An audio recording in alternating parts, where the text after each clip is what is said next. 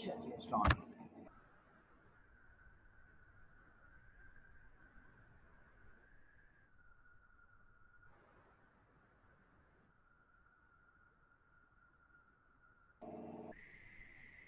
मैं कुछ लोगों के नाम मैं कॉल कर रहा हूँ ताकि उनकी अटेंडेंस मैं लिख ही देता हूँ ताकि सबके पास चली जाए। माज एक तो ये है, मैं इनका नाम माज भी एब्सेंट हैं। इसके अलावा मोहसिन ये एब्सेंट हैं। चलिए इसके अलावा तलहा ये एब्सेंट हैं। फायक 6706 फायक एब्सेंट हैं। बिलाल शहजाद 7966 ये एब्सेंट हैं। चलिए इसके अलावा ज़ुबैर एब्सेंट हैं। हुज़ैफ़ा एब्सेंट हैं। इसके अलावा रियाज एब्सेंट हैं और काशिफ ये लोग जो हैं मैं ये आपको लिस्ट में सेंड कर रहा हूँ इन सब के आईडीज़।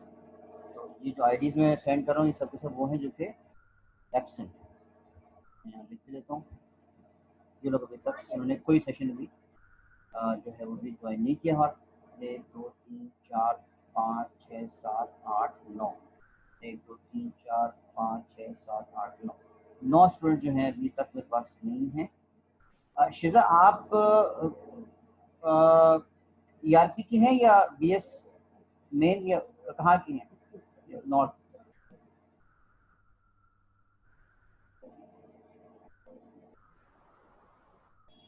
हाँ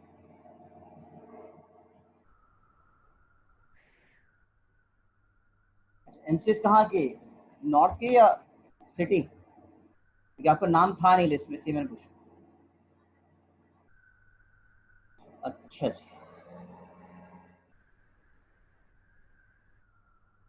अच्छा सिटी ठीक है। आपका नाम सुन था नहीं इसलिए मैंने पूछा। चलिए तो ये नाम मैंने भेज दिए जिनके एब्सेंट हैं।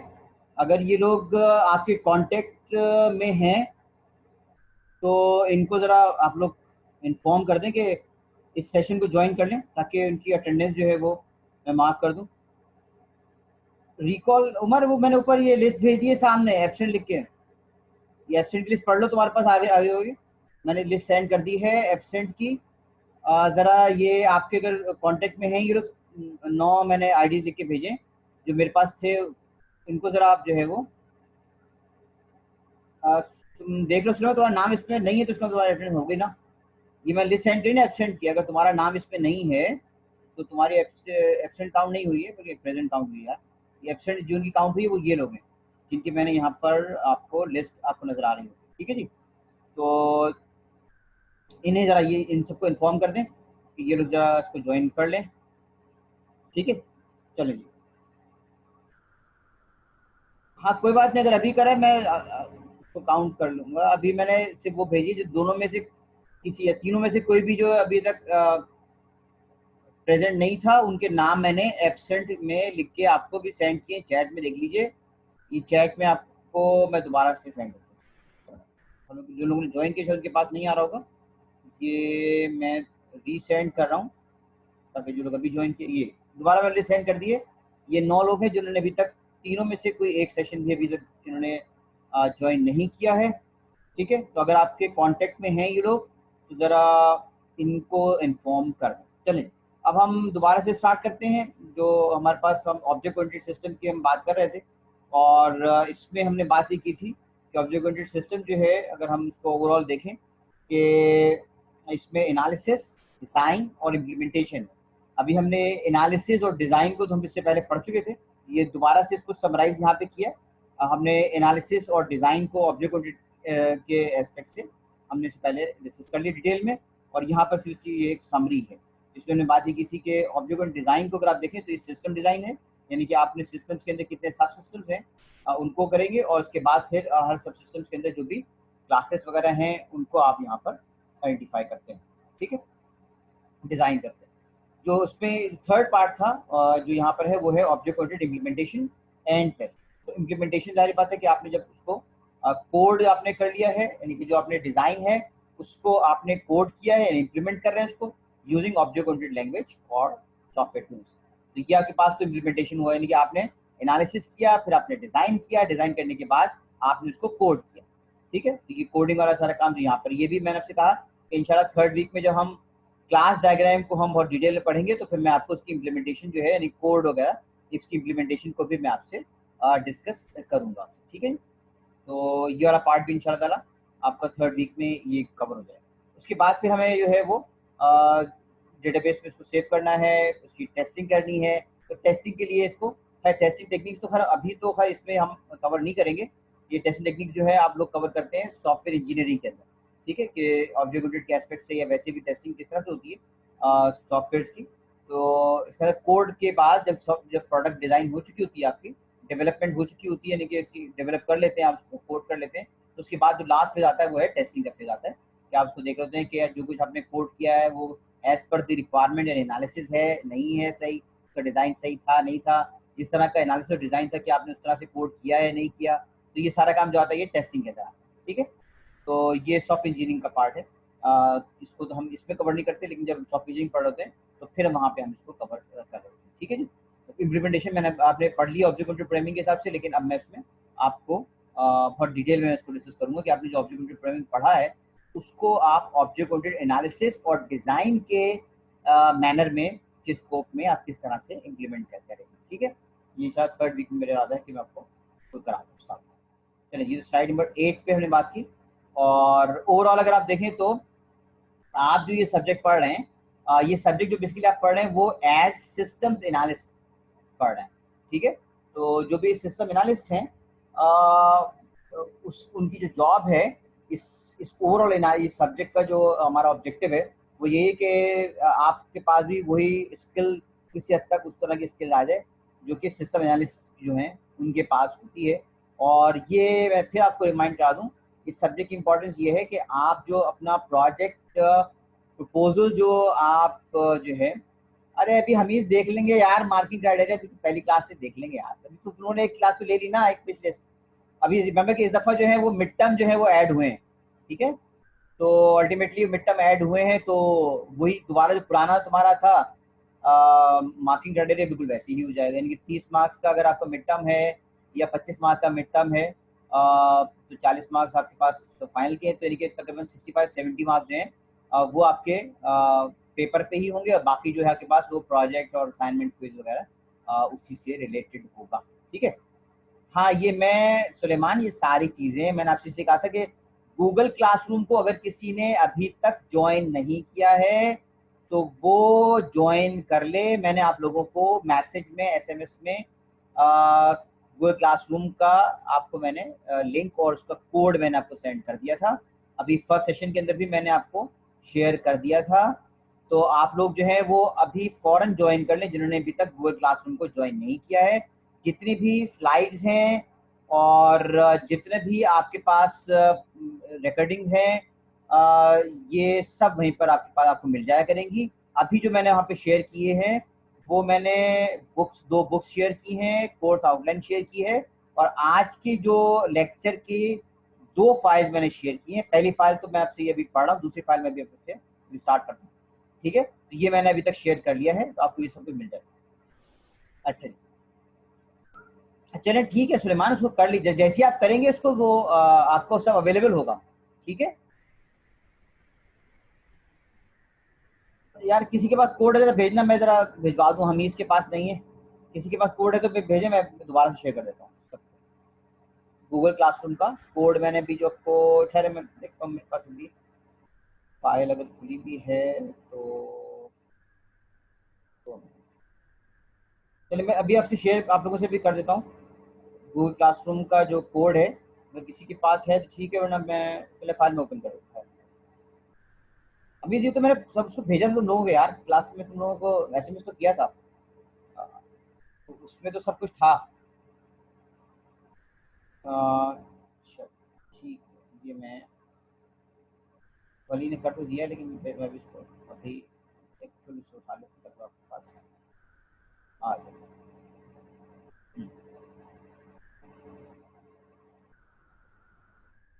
तो ये चलिए जी, मैं ये एवरीवन पे मैं कर देता हूँ ताकि सबके पास ये चले। ठीक है जी, ये आपके पास सबके पास आ जाए। नहीं, जूम का नहीं मांग रहे हैं, ये मांग रहे हैं दानियाल, ये सब मांग रहे थे वो गूगल क्लासरूम का मांग रहे थे। तो ये तो लिंक तो खैर, ये तो सेशन सबने ज्वाइन किया हुआ है तो सब कुछ है। अच्छा एक और चीज़ है कि मैंने गूगल क्लासरूम पे ही मैंने जूम का लिंक भी जो है, तीनों जो सेशन के लिंक्स हैं वो भी मैंने प्लेस कर दिए। तो आप जो है वो अपने जो आपको एसएमएस है उससे भी देख सकते हैं। और अगर आप चाहें तो गूगल क्लासरूम को आप ज्वाइन कर चुके होंगे तो क्लिक करेंगे तो वहाँ पर भी मैंने स्ट्रीम में जाके चेक कीजिएगा, स्ट्रीम के अंदर स्ट्रीम में मैंने मैसेज में आपको ये तीनों जो है सब कुछ लिंक सभी सेंड कर चुका हूँ। ठीक है जी, चलिए गूगल क्लासरूम पे ये जिन लोगों ने अभी तक ज्वाइन नहीं किया वो कर लीजिए, ताकि हमें मैं जितना भी सारा काम है, मैसेज वगैरह है, फाइल्स हैं, ये सब हमें शेयर करूंगा। असाइनमेंट वगैरह आपको पता ही है, आप लोग इससे पहले लास्ट सेमेस्टर के अंदर आपको एक्सपीरियंस है कि जो भी आपके एग्जाम्स हैं, क्विजेस वगैरह हैं, वो सब के सब प्रोजेक्ट की वाइवा वगैरह हैं, वो सारे के सारे आपको असाइनमेंट की फॉर्म में गूगल क्लासरूम पे ही सबमिट कराने होते हैं। ठीक है, तो ये सब बताओ। चलिए जी, अब हम बात ही कर रहे थे कि आप जो ये सब्जेक्ट बेसिकली पढ़ रहे हैं वो सिस्टम एनालिसिस के स्पेस से पढ़ रहे हैं। फाइनल प्रोजेक्ट के अंदर ये स्किल्स आपके पास होनी चाहिए, ताकि आप प्रोजेक्ट जो है उसको आप बड़े कॉम्प्रिहेंसिव मैनर में, करेक्ट मैनर में आप एनालिसिस भी कर सकें और उसको डिज़ाइन के साथ साथ उसकी जो इम्प्लीमेंटेशन है वो भी आपकी करेक्टली हो। तो अगर आपके पास एनालिसिस करेक्ट नहीं है, डिज़ाइन आप करेक्ट नहीं कर पाए, तो अल्टीमेटली आप जो कोड करेंगे, इम्प्लीमेंट करेंगे, वो भी करेक्ट नहीं होगा। और फिर जब आपकी इवैल्यूएशन होगी, टेस्टिंग होगी तो प्रोजेक्ट की, तो उस वक्त फिर आपको पता लगेगा कि आपने बहुत सारी चीज़ें जो है वो स्किप कर दी। ठीक है, तो ये बेसिकली आपके पास स्किल्स हैं जो यहाँ बात हो रही है कि सिस्टम एनालिस्ट है ओवरऑल डेवलपमेंट प्रोसेस में सबसे इंपॉर्टेंट रोल इसी का होता है। यानी कि बेसिकली वो प्रॉब्लम को आइडेंटिफाई करता है जो ऑर्गेनाइजेशन की नीड के हिसाब से होती हैं, कि ऑर्गेनाइजेशन की नीड क्या है, उसकी प्रॉब्लम क्या है, और उसके बेसिस के ऊपर वो आइडेंटिफाई करता है कि कौन कौन से इसमें यूजर्स हैं। यहाँ पे जो ऑब्जेक्ट ओरिएंटेड सिस्टम डिजाइन के अंदर जो हम टर्म यूज करते हैं, पीपल के लिए टर्म यूज करते हैं। जैसे आप देखो कि डेटाबेस में उसके लिए हम यूज करते हैं यूजर, यहाँ पे जो हम टर्म यूज करते हैं पीपल के लिए वो हम यूज करते हैं एक्टर। ठीक है, यहाँ पे यूजर्स को हम एक्टर कहते हैं। फिर उसका डेटा है जो उसको हम आइडेंटिफाई करते हैं, प्रोसेसेस, डेटा का मतलब याद रहे कि जो एट्रीब्यूट्स हैं क्लासेस के अंदर या टेबल के कॉलम्स हैं उनको हम डेटा कहते हैं। ठीक है, उसके जो वेरिएबल्स के लिए जो होता है उसको हम डेटा कहते हैं। और जो प्रोसेसेस हैं यानी कि मेथड्स हैं, तो प्रोसेसेस हैं, मेथड्स हैं, ऑब्जर्वेशन जो भी हैं, ऑपरेशंस हैं, और वो हम बेसिकली प्रोसेसेस के थ्रू कर रहे होते हैं। और फिर कम्युनिकेशन जो है, इंटरेक्शन है, यानी कि जो रिलेशनशिप्स हैं क्लासेस के बिटवीन, हम उसकी बात कर रहे होते हैं। ठीक है जी, और फिर हम देखते हैं इसको किस तरह से हम अपने बिजनेस प्रोसेसेस को इम्प्रूव, यानी कि जो प्रोजेक्ट में जो प्रपोजल आपका है उसमें ये वाला जो पार्ट है आपका, ये जहाँ पे सेकंड वाला पार्ट लिखा है, आपको बेसिकली यही कन्विंस करना होता है कि आपने किसी एक पर्टिकुलर डोमेन की जो नीड्स हैं और प्रॉब्लम्स हैं वो आपने करेक्टली आइडेंटिफाई की हैं, और वो जो नीड्स हैं और जो प्रॉब्लम है क्या वो वाकई फाइनल प्रोजेक्ट जो है उस पर वो उसको जस्टिफाई कर सकते हैं, आप ये नहीं कर सकते। और फिर आप उनको जो बताएंगे कि इसमें कितने टाइप के यूजर्स हैं, कौन सा डेटा है, कौन प्रोसेसेस क्या होंगे, आपस में इंटरेक्शन क्या होगा, और जो भी आपके पास इंफॉर्मेशन टेक्नोलॉजी है उसको आप जो यूज़ कर रहे हैं, सॉफ्टवेयर को यूज़ कर रहे हैं, वो उनके बिजनेस में और कितनी इंप्रूवमेंट लेके आएगा और वो कितना कॉम्प्लेक्स है कि वो फाइनल प्रोजेक्ट में काउंट हो सके। ठीक है, तो ये स्किल जो है ये आपकी आपको आपको आइडिया होगा जब आप फाइनल प्रोजेक्ट का प्रपोजल प्रेजेंट कर रहे होंगे। ठीक है, और अल्टीमेटली इसमें इसकी ज़्यादा इंपॉर्टेंट रोल है कि ये एनालिसिस भी यही करके दे रहा होता है और डिज़ाइन को भी यही देख रहा होता है कि ये कितना करेक्ट बना है या नहीं बना। जो भी आपका इन्फॉर्मेशन सिस्टम है उससे रिलेटेड जो भी एनालिसिस है और डिज़ाइन है, उसकी जो रिस्पॉन्सिबिलिटी है वो सिस्टम एनालिसिस की रिस्पॉन्सिबिलिटी में आता है। अब क्या क्या चीज़ें इसमें आती हैं कि एक तो ये कि उसने एफिशिएंटली जो बिजनेस सोर्सेज हैं, डेटा कहाँ से कलेक्ट होगा, वो उसको पता है कि कहाँ से डेटा कलेक्ट होगा, कौन कौन से सोर्सेज हैं, इसको आइडेंटिफाई करना होगा। फिर उसको फुल फ्लो देखना होगा इसके लिए हम डायग्राम पढ़ेंगे बहुत सारी, कौन से डायग्राम से जो कि फ्लो को शो करते हैं। फिर हम देखेंगे स्टोरेज जो है वो कैसे होगी इसके, यानी जो डेटाबेस है वो कौन सा यूज़ करेंगे इसमें, और उसके बाद फिर देखेंगे कि ये बिजनेस में इसको आप टाइमली उसको रिस्पॉन्स कैसे होगा, कौन से यूजर जो है वो इंटरेक्ट कर रहे होंगे। ठीक है, तो ये कुछ स्किल्स हैं, रिस्पॉन्सिबिलिटी जो कि सिस्टम एनालिस्ट के एस्पेक्ट से। ठीक है जी, तो आपको इसका मतलब ये हुआ कि जो आपके पास स्किल्स होनी चाहिए इस सब्जेक्ट के बाद भी और FYP के लिए भी जब आप चाहेंगे, तो आपके पास एनालिटिकल स्किल्स आपकी बहुत अच्छी तरह होनी चाहिए, यानी कि जो डोमेन आपने सिलेक्ट किया होगा, जो प्रोजेक्ट आपने सिलेक्ट किया होगा, तो उसकी अंडरस्टैंडिंग आपको थॉरो है या नहीं है।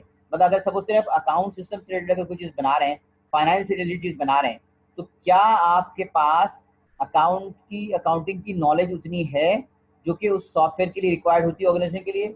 ये जरूर टेस्ट होगी। प्रपोजल के अंदर भी जब चेक करेंगे आपको जो एनालिसिस होगा वो ये होगा कि जो डोमेन आप कह रहे हैं कि इसके लिए आप सॉफ्टवेयर डिजाइन करने जा रहे हैं, FIPF प्रोजेक्ट बनाने जा रहे हैं, क्या आपके पास इनफ नॉलेज है उस डोमेन की या नहीं है।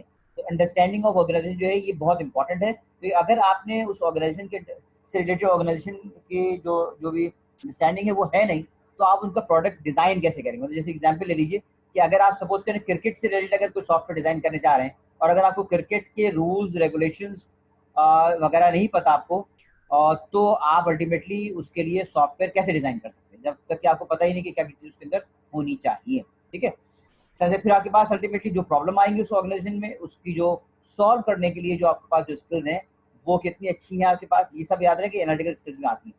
और फिर ये कि ये हम याद रहे कि हम इसको सिस्टम के एस्पेक्ट से पढ़ रहे हैं, यानी कि सिस्टम की थिंकिंग है, यानी कि उसके अंदर जो आपके पास इंफॉर्मेशन सिस्टम है बेसिकली ऑर्गेनाइजेशन के लिए, अब वो उसको हम देखेंगे सॉफ्टवेयर के एस्पेक्ट। जैसा कि होता है ना कि HR management system, accounting management system, ठीक है ना, human resource management system, sales management system, तो इस तरह से आपके पास आप जो भी इंफॉर्मेशन सिस्टम है फॉर देयर सब सिस्टम्स, उसके हिसाब से आप सिस्टम को जो है वो विजुलाइज करेंगे। ठीक है, तो ये फर्स्ट पार्ट तो हुआ उसका एनालिटिकल स्किल आपकी, कि आपके पास अपने रिक्वायर्ड नॉलेज गेन कर ली, आपके पास उस पर्टिकुलर ऑर्गेनाइजेशन से रिलेटेड जो भी प्रॉब्लम सॉल्विंग स्किल्स हैं वो आपके पास इनफ हैं, और आप जो है उसको जो भी सिस्टम्स जो है इंफॉर्मेशन सिस्टम्स हैं उनके, जिसको आपने डिकम्पोज किया है, सब सिस्टम से डिजाइन किया है, आप उसको भी अच्छी तरह से उस तरह विजुलाइज कर पाते। जब ये चीज़ आपके पास हो जाती हैं, एनालिटिकल स्किल्स आपकी हैं, जो कि आपके पास ये एरिया पर गेन हो जाता है, तो उसके बाद सेकेंड आपके पास आती है टेक्निकल स्किल्स। मतलब टेक्निकल स्किल्स ये क्या है कि आपके पास आपको देखना होगा कि जो आपने यहाँ पर ये सब कुछ गेन किया है, प्रॉब्लम को आइडेंटिफाई कर लिया है, नीड्स को आइडेंटिफाई कर लिया है, रिक्वायरमेंट आपके पास कंप्लीटली है, क्या आपके पास जो टेक्नोलॉजी जिसके ऊपर आप यूज कर रहे हैं, यानी कि आपके पास जो सॉफ्टवेयर है, डेटाबेस है, आपका फ्रंट एंड है, आप क्लाउड पे इस पर काम करना चाह रहे हैं, आप क्लाइंट सर्वर पे काम करना चाह रहे हैं, तो आपके पास जो भी आप टेक्नोलॉजी यूज कर रहे हैं, क्या इसका सॉल्यूशन उस टेक्नोलॉजी पर इम्प्लीमेंट हो सकेगा या उसमें कुछ रिस्ट्रिक्शंस हैं। तो अगर रिस्ट्रिक्शंस होंगी तो अल्टीमेटली आपको अपनी रिक्वायरमेंट को चेंज करना पड़ेगा। तो इसको रिमेंबर कि जब एनालिसिस करते हैं तो उसको हम कहते हैं कॉन्सेप्चुअल, जो रिक्वायरमेंट को हम कहते हैं उसको हम जो एनालिसिस होता है वो कॉन्सेप्चुअल एनालिसिस होता है। फिर उसके बाद आप देखते हैं कि जो आपके पास अवेलेबल रिसोर्सेज हैं, क्या ये सारे के सारा कॉन्सेप्चुअल जो आपने एनालिसिस किया है ये सब का सब उस पर इम्प्लीमेंट हो सकेगा या नहीं सकेगा। अगर उसमें कुछ लिमिटेशंस होंगी तो हम उसको रीडिफाइन करेंगे as per the available resource, इसको हम कहते हैं लॉजिकल डिजाइन। पहला होता है कॉन्सेप्चुअल डिजाइन, सेकंड होता है लॉजिकल डिजाइन। लॉजिकल डिजाइन में डिफरेंस और कॉन्सेप्चुअल में ये है कि कॉन्सेप्चुअल डिजाइन में हम टेक्नोलॉजी को कंसिडर नहीं करते, बल्कि उस पर्टिकुलर प्रॉब्लम का, उस नीड की कंप्लीट रिक्वायरमेंट को इर्रिस्पेक्टिव ऑफ टेक्नोलॉजी आप पहले एनालिसिस करते हैं, और फिर जब आपके पास टेक्नोलॉजी आपके पास डिसाइड हो चुकी होती है तो फिर हम देखते हैं कि ये जो आपने कॉन्सेप्चुअल डिजाइन किया है क्या ये कंप्लीटली इसको फुलफिल करता है या नहीं करता है। और अगर ये फुलफिल नहीं कर रहा होगा तो हमने कॉन्सेप्चुअल डिजाइन को चेंज करना है। वो जो चेंज डिजाइन होगा based on your limitations of technology, उसे हम कहते हैं लॉजिकल डिजाइन। ठीक है, तो ये आपके पास स्किल्स होनी चाहिए कि आपको टेक्निकली क्या क्या चीजें आपको रिक्वायर्ड है। और फिर अल्टीमेटली जब आप ये सब कुछ कर रहे होते हैं तो फिर आपको देखना होता है कि प्रोजेक्ट को में आपको कितने लोग चाहिए, किस किस स्किल के लोग चाहिए, क्या क्या रिसोर्सेज हैं, क्या रिस्क हैं, अगर उसमें कोई चेंज आ रही है तो वो क्या हो सकती है। तो मैनेजरियल स्किल्स भी आपके पास होनी, यानी एज प्रोजेक्ट मैनेजर आप किस तरह से इंटरेक्ट करेंगे विद योर टीम। ठीक है, और जो रिसोर्सेज को किस तरह से मैनेज करेंगे, हैंडल करेंगे, रिसोर्सेज को एलोकेट कैसे करेंगे, ये सब चीज़ें आपके इस पार्ट में आती हैं। फिर आगे बताया है कि इंटरपर्सनल स्किल्स, यानी कि जब आप अपने जो भी टीम के मेंबर्स हैं उनसे आप किस तरह से इंटरेक्ट करने जा रहे हैं। ठीक है, तो ये भी बहुत इंपॉर्टेंट चीज़ है कि आप अपने इंटरेक्शन जो है अपने टीम मेंबर्स के साथ वो किस तरह से करना है। टेक्निकली अगर उनको कोई चीज़ बतानी है, कोई कन्वे करनी है, तो वो आप कैसे करेंगे। डेडलाइंस हैं वो आप कैसे सेट करेंगे। ठीक है, जो रिस्क है, जो कॉस्टिंग है, वो सब आप कैसे डिज़ाइन करेंगे, ये सब के सब आपके पास आ जाती है इंटरपर्सनल स्किल्स के अंदर। जो एनालिटिकल जो भी जो सिस्टम एनालिसिस और पैरामीटर्स वगैरह हैं, उनसे रिलेटेड फिर उनको किस तरह से कन्वे करेंगे आप, ये भी आपके पास आती है। चाहे ओरल कम्युनिकेशन हो या उनको रिटन में किस तरह से आप जो इंस्ट्रक्शंस हैं, जॉब एलोकेशन है, मॉनिटरिंग है, वो आप किस तरह से पास कर रहे हो। ये आपके पास था जो फर्स्ट फाइल जो मैंने आपसे शेयर की थी इंट्रोडक्शन से रिलेटेड। ये तो अभी हमने इसको अभी तक जो हमने जस्ट सिर्फ हमने जो है ऑब्जेक्ट ओरिएंटेड एनालिसिस के एस्पेक्ट से हमने एनालिसिस, डिज़ाइन, इम्प्लीमेंटेशन और इंफॉर्मेशन सिस्टम को सब सिस्टम को और जो सिस्टम्स एनालिस्ट है उससे रिलेटेड जो स्किल्स हैं, रिस्पॉन्सिबिलिटी, हमने सिर्फ उसको अभी सिर्फ डिस्कस किया है। अगर किसी को इन तमाम टॉपिक्स से रिलेटेड अगर कोई भी चीज़ कहीं भी कोई एम्बिग्यूटी है तो आप मुझे वो चैट पे सेंड कर दें, फिर मैं पहले उसको देख लूँ, फिर मैं सेकंड जो आपके पास आपको मैंने शेयर किया है SDLC के नाम से एक और फाइल होगी, वो फिर मैं आपसे उसको डिस्कस करने जा रहा हूँ। जी, अगर किसी को अभी तक के जो टॉपिक्स हैं वो जो मैंने अभी इस फाइल में से जो स्लाइड्स को आपसे डिस्कस किया है, अगर कुछ पूछनी है तो आप पहले वो मुझसे डिस्कस कर लें, फिर मैं आपसे सेकंड जो फाइल मैंने आपसे शेयर की मैं उसको स्टार्ट करूँगा। जी हाँ भाई, किसी को कोई भी कोई क्वेरी है, कोई पूछना है तो वो आप मुझसे। अच्छा, दानियाल ने फर्स्ट सेशन लिया था हमीज? दानियाल ने फर्स्ट सेशन लिया था? अगर लिया था तो मैंने उसका लिख दिया हो तो मैं आईडी आईडी में उसका है उसका। अच्छा, तो मुझे जरा उसका फिर वो आईडी सेंड करो, दानियाल का आईडी सेंड कर दो। मैंने उस एब्सेंट में जो लिखा था मैं दोबारा से मैं एब्सेंट की लिस्ट आप लोगों को सेंड कर रहा हूँ। अगर किसी ने ज्वाइन कर लिया है या उसमें से अगर आप कह रहे हैं कि उनकी लाइट घर पे नहीं है या कोई इशू है, इंटरनेट का इशू है, तो उनसे क्या, मुझे जैसी लाइट आउट आती है, इंटरनेट सही होता है, उनका स्टेबल होता है, तो मुझे वो ईमेल ज़रूर कर दें। और मैं ईमेल दोबारा से आप लोगों से शेयर कर रहा हूँ कि इस पर मुझे आप लोग ईमेल मुझे सेंड कर दीजिएगा। ये मैं suhail.imran@gmail, ये मैंने आपको जो एब्सेंट स्टूडेंट की लिस्ट है वो भी मैंने सेंड कर दी है और अपना ईमेल एड्रेस भी सेंड कर दिया है कि वो स्टूडेंट्स जो कि ज्वाइन नहीं कर पाए थे ड्यू टू सम रीज़न, जो भी रीज़न हो, चाहे वो लाइव का हो, इंटरनेट का कोई रीज़न हो या कोई इमरजेंसी हो, तो ये आईडी मैंने यहाँ पे दे दी। तो एक तो ये कि अगर वो है तो एक मुझे उनका आईडी सेंड कर दीजिए। और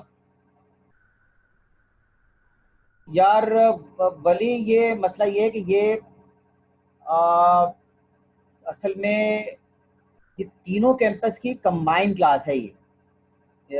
ये city, main, north, morning, evening, ये सारे जो है ना, ये सब की कंबाइंड क्लास है असल में ऑब्जेक्ट ओरिएंटेड डिज़ाइन की जो क्लास है। तो ये इसकी जो सूटेबल टाइमिंग उन्होंने जो दी है वो यही टाइम दी है ताकि ये MCS वाले स्टूडेंट्स जो हैं वो भी इसमें पार्टिसिपेट कर लें और मॉर्निंग वाले भी कर लें। ठीक है, तो वली ये इसलिए ये इसकी टाइमिंग दोपहर की नहीं हो सकेगी। ये टाइमिंग तो इसकी, क्योंकि ऑफिस में सब लोग होते हैं और कुछ जो वो 6 बजे ही फारिग होते हैं। ठीक है, इवन पौने 6 मैंने अभी सेकंड में पूछा था तो कुछ लोग पौने 6 बजे भी अवेलेबल नहीं थे, तो फिर 6 बजे ही हमने टाइमिंग जो है इसका वही रखा है। ठीक है, ठीक है वाली। अच्छा जी, ये फिर मैं दोबारा से रिमाइंड कर दूँ कि एब्सेंट वाली लिस्ट मैंने यहाँ पे भेज दी है। इसको आप लोग देख लीजिए कि जो कोई ऐसा तो नहीं जो कि ज्वाइन कर लिया हो और मैंने यहाँ एब्सेंट में मार्क किया उसको, वो जरा मुझे वो बता दें कि मैं आ गया हूँ। या आपको कोई दोस्त है जो कि इसका उसका नंबर, इसका जो आईडी है उसमें लिखा हुआ है, तो वो भी मुझे बता दें। और या जो लोग एब्सेंट हो गए थे और लाइव के, तो मुझे उनसे कह दें कि वो मुझे सेंड कर दें।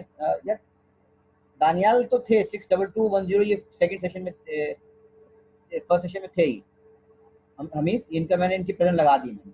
ठीक है, ये इसमें एब्सेंट की लिस्ट में नहीं है इनका। चलिए जी, अब मैं सेकंड वाली फाइल जो है ये आपसे मैं अब उसको शेयर करने जा रहा हूँ।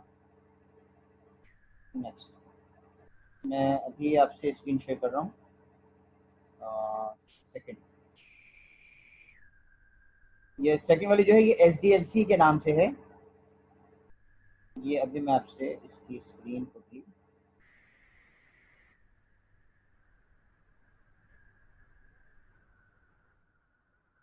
ये वाली जो स्क्रीन है ये मैं आपसे शेयर, ठीक है जी, सबको अपेयर हो रही होगी।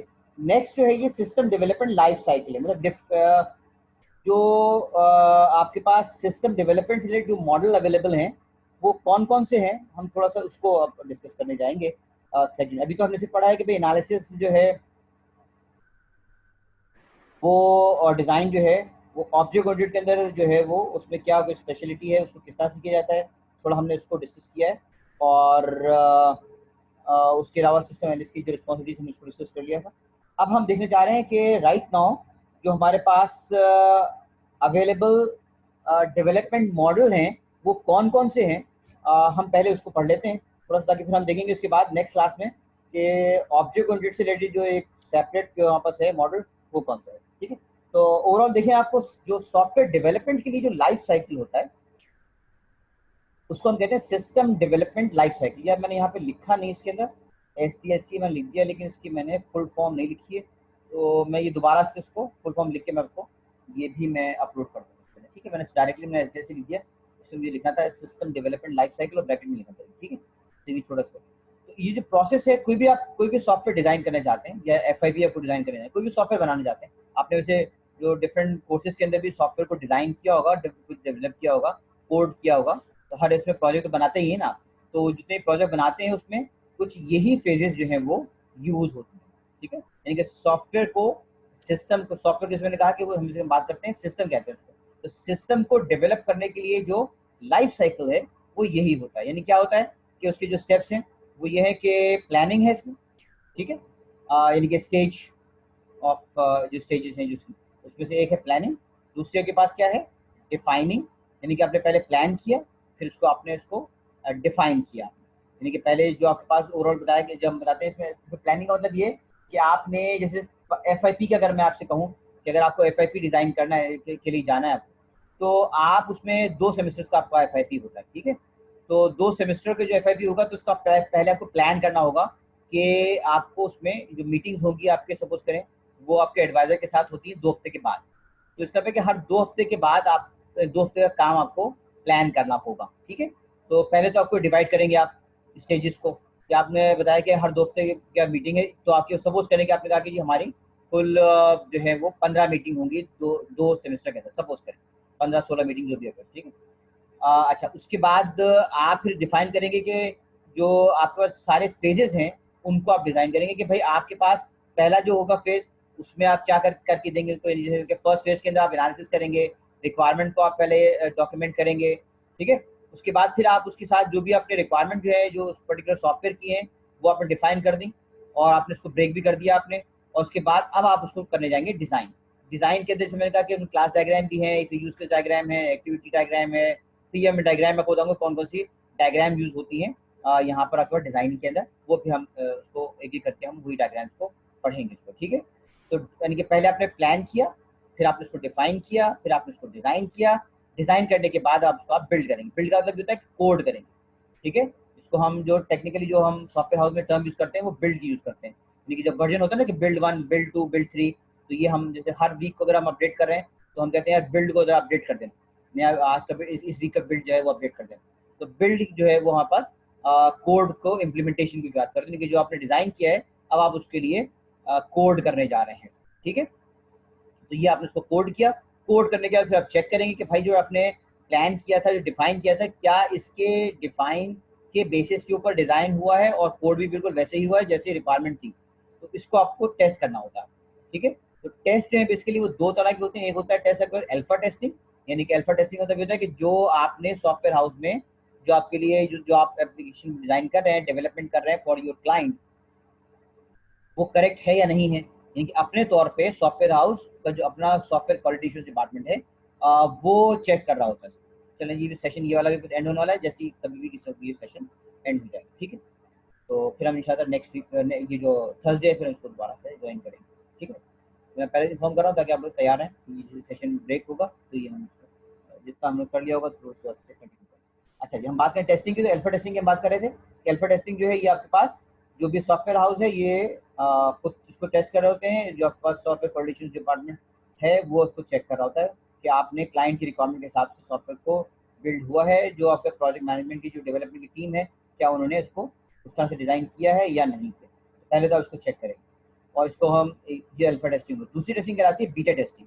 बीटा टेस्टिंग ये होती है कि आप उस पर्टिकुलर प्रोडक्ट को, चूंकि आप एक्चुअल जो एनवायरनमेंट है उसको आप उस एनवायरनमेंट में टेस्ट करते हैं। क्योंकि देखिए ना, आप जो सॉफ्टवेयर डेवलप करते हैं तो वो तो आप अपने पास अपने सिस्टम्स के ऊपर चेक कर रहे होते हैं, तो उसको रियल एनवायरनमेंट के ऊपर आपने टेस्ट नहीं किया होता। लेकिन जब आप उसको बीटा टेस्टिंग जब करने जाएंगे तो बीटा टेस्टिंग मतलब ये होता है कि उसको आप एक्चुअल एनवायरनमेंट में, जैसे आप देखो ना जो बीटा वर्जन आपके पास आते हैं उसका मकसद ये होता है कि उससे मुख्तलिफ जो जो कस्टमर्स हैं, क्लाइंट्स हैं, वो आपके डिफरेंट इन्वायरमेंट्स के अंदर सॉफ्टवेयर को टेस्ट करते हैं, मल्टीपल इन्वायरमेंट के अंदर। और वहां से अगर उनको कोई प्रॉब्लम होती है तो उसको फीडबैक देते हैं। उसके बाद जब फीडबैक देते हैं तो ये दोबारा से उसमें चेंजेस वगैरह करते हैं, ताकि उसकी अल्फा टेस्टिंग तो कर चुके होते हैं, बीटा टेस्टिंग जो है वो अपने क्लाइंट्स के थ्रू वो करवा रहे हैं। ठीक है, तो दो तरह की टेस्टिंग होगी। ये सॉफ्टवेयर इंजीनियरिंग का पार्ट है, मैंने जस्ट एक छोटा सा ओवरव्यू आपको लिया है। ठीक, और जब ये आपके पास अल्फा टेस्टिंग भी आपके पास ओके हो जाती है, बीटा टेस्टिंग भी आपके पास सेटिस्फाइड हो जाते हैं आप इससे, तो फिर आप ये क्लाइंट के पास एक्चुअल सॉफ्टवेयर डिप्लॉय कर देते हैं। ठीक है, तो ये ओवरऑल है, ये रिस्पेक्टिव है। जनरलाइज जो आप सॉफ्टवेयर डेवलपमेंट करते हैं उसका लाइफ साइकिल कुछ यही होता है। ठीक है जी, इसमें अगर किसी को कुछ चीज पूछनी हो तो आप पूछ लीजिए। या आपने जितने भी सॉफ्टवेयर डिजाइन किए तकरीबन आपने देखें आप, तो तकरीबन ऐसे ही आपने अपने सॉफ्टवेयर को इन्हीं फेजेस, इस तरह के फेजेस को ही आपने यूज किया होगा अभी तक। ठीक है, आपने चूंकि पढ़ा नहीं था तो आपको नहीं आइडिया था कि ये, या शायद होता है कि आपने आईसीटी के अंदर पढ़ा हो ये, तो ये आप इसी तरह से इन फेजेस को यूज करते हैं डिप्लॉयमेंट के अंदर। यहाँ स्टार्ट करते हैं प्लानिंग से, और फिर उसको डिफाइन करते हैं, डिजाइन करते हैं, कोड करते हैं, बिल्ड करते हैं, फिर टेस्ट करते हैं सॉफ्टवेयर को, और उसके बाद डिप्लॉय कर देते हैं। ठीक है, यानी कि प्रेजेंट कर देते हैं इन फ्रंट ऑफ योर जो भी इंस्ट्रक्टर है, फैकल्टी मेंबर हैं, या जो इवेल्युएटर्स हैं उनके उनके सामने आप उसको प्रेजेंट जी। अगर इससे रिलेटेड अगर कोई किसी को कुछ पूछना है तो आप पहले मुझसे वो पूछ लीजिए, फिर मैं नेक्स्ट स्लाइड की तरफ मूव करूँ। हाँ भाई, 7 मिनट और रह गए अभी इस सेशन को, हमारे लास्ट सेशन को एंड होने के। तो उससे पहले पहले अगर किसी को कुछ पूछनी है पूछ लीजिए, फिर मैं आपको नेक्स्ट स्लाइड पे चलेंगे। मैं नेक्स्ट स्लाइड पे आ रहा हूँ, स्लाइड नंबर 2 है। अच्छा, अब सॉफ्टवेयर डेवलपमेंट लाइफ साइकिल जो है, इससे रिलेटेड डिफरेंट टाइप के मॉडल्स हैं। ठीक है, उन मॉडल को हम जो इस पर्टिकुलर फाइल के अंदर मैंने इन मॉडल को एक पेज जो है उसमें मैंने सिर्फ उसका ब्रीफ इंट्रोडक्शन आपको उसमें करूंगा। एक मॉडल तो है जो सबसे क्लासिकल मॉडल है, सबसे पहला मॉडल है, which is called waterfall model. ठीक है, सॉफ्टवेयर डेवलपमेंट के लिए जो आपके पास पहला जो मॉडल जो प्रेजेंट हुआ, डॉक्यूमेंट हुआ, उसके लिए पॉलिसीज लिखी गई, वो कहलाता है वाटरफॉल मॉडल। ठीक है, इसको हम डिस्कस करेंगे होता क्या है। फिर उसके बाद थोड़ा सा इसमें कुछ डेफिशिएंसी वगैरह घर पे पहला मॉडल था, तो जब उसको इम्प्लीमेंट किया गया तो आइडिया हो गया इसमें कुछ चीज़ें आपको चेंज करना पड़ेगी। उसके सेकंड मॉडल जो है उसको कहते हैं प्रोटोटाइपिंग मॉडल। प्रोटोटाइपिंग जो है इसमें थोड़ी सी इंप्रूवमेंट इसमें करी कि इसको थोड़ा सा इनहांस किया जाए, और जो थोड़ी बहुत डेफिशिएंसीज नजर आ रही थी हमें, उन डेफिशिएंसी को प्रोटोटाइपिंग मॉडल के थ्रू हम किस तरह से इनहांस कर सकते हैं। फिर इन दोनों मॉडल को जब हमने इम्प्लीमेंट करके देख लिया तो हमें आइडिया हुआ कि नहीं यार, इसमें कुछ और फर्दर चेंजेस आ सकती हैं, इंप्रूवमेंट हो सकता है। तो वो फिर हमने इटरेटिव मॉडल को फर्दर इम्प्रूव किया। फिर हमें आइडिया हुआ कि भाई हम सॉफ्टवेयर जो है वो सिर्फ एक वन टाइम तो नहीं बनाते हैं, बल्कि एक सॉफ्टवेयर बना लेते हैं, फिर उसके बाद आप सॉफ्टवेयर का वर्जन 2 बनाते हैं, फिर उसी सॉफ्टवेयर को इनहांस करते हैं, वर्जन 3 करते हैं। ठीक है ना, जिससे आपके पास जो है वो, आपको ये पता है कि आप जो है वो चाहे वो ऑपरेटिंग सिस्टम ले लीजिए, आप जैसे लिनक्स को ले लीजिए, आपके लिनक्स जो है वो आपके पास इस वक्त लिनक्स 20 सब मार्केट में है। ठीक, उससे पहले 19 था, फिर 18 था, फिर 17 था। इस तरह से विंडोज़ जो है वो आपके पास डिफरेंट मॉडल है, 10 है, उससे पहले आपके पास प्रीवियस वाला था 8 था, फिर उसका 7 था।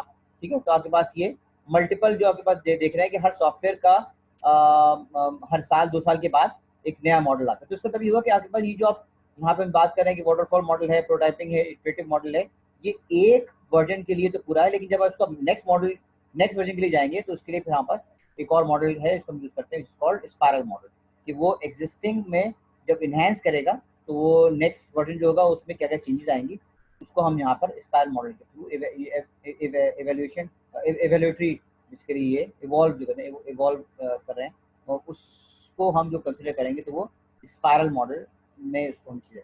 फिर एक और यहाँ देखा कि क्लाइंट को अगर आपको बजाय इसके कि आप कंप्लीट सिस्टम उसको डिप्लॉय करें, सपोज करें कि आपको क्लाइंट की रिक्वायरमेंट है कि उसको आप सब सिस्टम में ब्रेक करके, और अगर पूरा सिस्टम डिज़ाइन डिप्लॉय करने में टाइम लग रहा है तो वो चाहेगा कि बजाय इसके कि वो 1 साल में आप उस सिस्टम को डिप्लॉय करें, वो आपसे कह रहे हैं दो महीने के बाद जो छोटे-छोटे सब सिस्टम्स हैं वो कम से कम मुझे आप डिप्लॉय कर दें। तो इसके लिए फिर हमारे पास एक और मॉडल टेक्निक यूज़ हुई, वो है रैपिड एप्लीकेशन डिप्लॉयमेंट डेवलपमेंट। तो ये यही रिमेंबर कि यही चीज़ें हैं, सिर्फ इसमें इन्हांस कर रहे हैं। जैसे आपके पास आपको आइडिया होता गया कि हम इसमें ये चीज़ें भी कर सकते हैं, ऐड कर सकते हैं, तो उसके लिए फिर एक और मॉडल है which is called rapid application. फिर एक और यहाँ पे हुआ कि जो क्लाइंट है, बजाय इससे कि हम क्लाइंट को ब्लाइंडली एक रिक्वायरमेंट लेके आ जाएं, उसका कांटेक्ट ना करें और उसका 2 महीने के बाद उसको सॉफ्टवेयर का एक सब सिस्टम डिप्लॉय करें, उसकी बजाय अगर हम क्लाइंट से कंटिन्यूसली अगर हम कांटेक्ट में रहें, और जो भी आप छोटा मोटा काम भी करते हैं वो भी आप क्लाइंट के साथ शेयर करते रहें, और तो उसके लिए फिर आप पास एक और टेक्निक यूज होती है, उसको कहते हैं agile model, agile development model कहलाता है। तो ये बेसिकली हम मॉडल को जो है, अभी तो खैर 3 मिनट रह गए, तो हम इसको डिटेल में नहीं पढ़ सकेंगे, नेक्स्ट क्लास में नेक्स्ट सेशन में इंशाल्लाह इसको हम कवर करेंगे। तो ये जो आपके पास है एक स्लाइड मैंने दिया, तो ये बेसिकली है स्टार्ट वाटरफॉल मॉडल से हुआ है, फिर ये बाकी सब इसकी एनहांसमेंट है, और डिप्लॉयमेंट टेक्निक्स को थोड़ा बहुत चेंज करके एनहांस करके किया। इसके बाद हम जो है नेक्स्ट वीक यानी कि नेक्स्ट जो आपके मंडे है, उसमें हम फिर एक्चुअल जो ऑब्जेक्ट ओरिएंटेड से रिलेटेड एक मॉडल कहलाता है रैशनल यूनिफॉर्म मॉडल प्रोसेस, हम बेसिकली उसको हम जो है वो डिटेल में पढ़ेंगे। तो अभी हम इसको ये बेसिकली फर्स्ट मॉडल है जो हम अभी डिस्कस कर रहे हैं, इसको हम कंटिन्यू करेंगे थर्सडे को भी, यही हम इसी स्लाइड को हम कंटिन्यू करेंगे। ठीक है जी। आप अभी तक मुझे बता दीजिए कि अगर किसी को यहाँ तक कोई क्वेश्चन प्रीवियस स्लाइड से रिलेटेड हो, प्रीवियस फाइल से रिलेटेड हो, अगर अभी कोई क्वेश्चन है तो मुझसे पूछ लीजिए। 2 मिनट रह गए, अब फिर हम इसको कवर करते हैं जी। किसी का कोई क्वेश्चन है, कोई क्वेरी है तो आप मुझसे शेयर कर लीजिए, चैट पे मुझे भेज दीजिए, मैं आपको रिस्पॉन्ड कर दूँगा जी। एब्सेंट लिस्ट दोबारा से मैं रिकॉल कर दूँ, जो एब्सेंट लिस्ट आपके सामने है, इसको ज़रा देख लीजिएगा कि ये लोग इनमें से कोई ऐसा तो नहीं जो कि अभी प्रेजेंट हो इन, ये ज़रा मुझे बता दीजिएगा। ये मैंने एब्सेंट लिस्ट आपको सेंड कर दी है, उसको ज़रा चेक कर लीजिए। अच्छा जी, वाटरफॉल मॉडल से रिलेटेड अगर किसी को कुछ पूछना है तो आप मुझसे अब मुझसे पा रहे हैं। देखिए वाटरफॉल मॉडल जो है बस ये अब रह गया, इसमें एक 1-1.5 मिनट रह गया, तो मैं क्विकली इसको करूँगा, और कंटिन्यू मैं नेक्स्ट जो थर्सडे को जो करूँगा वो वाटरफॉल मॉडल से ही करूँगा। ठीक है, मैं सिर्फ क्विक रिव्यू यहाँ पे दे दूँ कि वाटरफॉल मॉडल को देखें तो इसमें रिक्वायरमेंट एनालिसिस, यानी कि जो भी आपकी क्लाइंट की रिक्वायरमेंट है आप बेसिकली उसको आप गेट करते हैं।